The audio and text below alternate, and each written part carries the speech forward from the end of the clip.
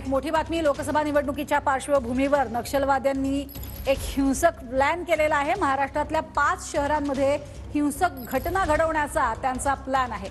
सरकार विरोधात असंतोष निर्माण करणार असल्याची पोलिसांना माहिती मिळालेली आहे। तर मुंबई, ठाणे, पुणे, नागपूर आणि गोंदियामध्ये निशाणा साधला जाणार आहे आणि नक्षलवाद्यांच्या निशाणावरती ही 5 शहरे आहेत। निवडणुकीची आचारसंहिता पुढच्या काही दिवसात लागणार आहे। त्या पार्श्वभूमीवर शहरी नक्षलवादांवर नक्षल विरोधी अभियानचा वॉच आहे, सतर्क आहे यंत्रणा। आपल्यासोबत डीआयजी संदीप पाटील सर आहे। सर काय सांगणार?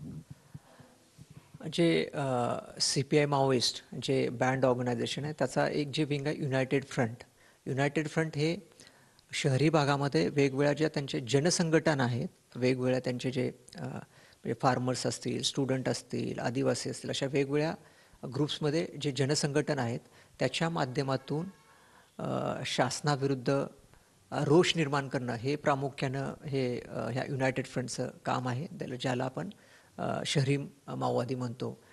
तर त्यांचे जे काही आपल्याला म्हणजे जे आपल्याला गोपनीय माहिती मिळाली त्याच्या अनुषंगाने त्यांनी मुंबई असेल, ठाणे असेल, पुणे आहे, नागपूर आहे, गोंदिया आहे, अशा वेगवेगळ्या शहरामध्ये त्यांचं एक शहरी नेटवर्क तयार केलेलं आहे। जे शहरी माओवाद कसा काम करतो अशा अनेक उदाहरणं आहेत। पुण्यातले झोपडपट्टीतली भरपूर त्यांनी अजून 3-4 मुलं गडचिरोलीच्या, गोंदियाच्या, छत्तीसगडच्या जंगलामध्ये पाठवली। तर हे असं रिक्रुटमेंटचं काम प्रामुख्यानं करणं त्यांचं चालू असतं। कॅमेरामॅन सचिन सयामसह गजानन माटे, TV9 मराठी, नागपूर।